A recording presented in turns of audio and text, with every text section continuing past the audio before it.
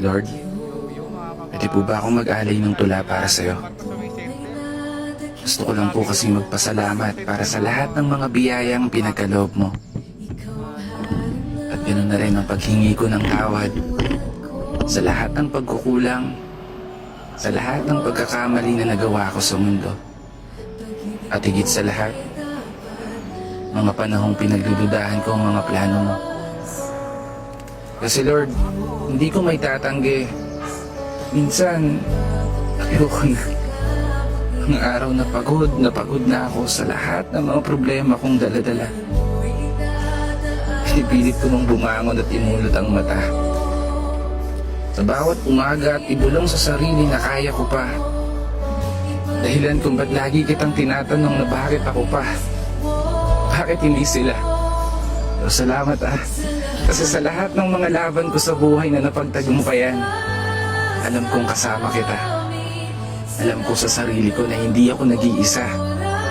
Dahil nandyan ka, para alalayan ako.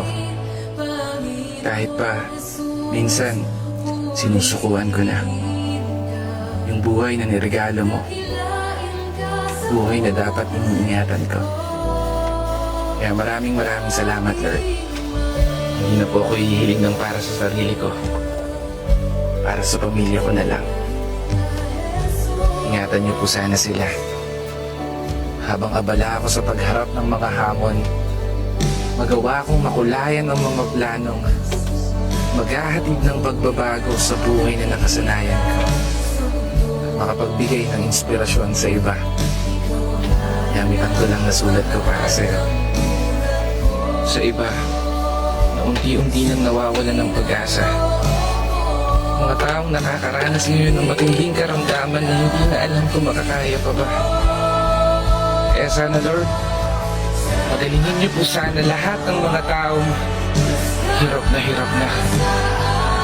Mga taong pilit inilalaban yung buhay alang-alang sa pamilya nila. Mga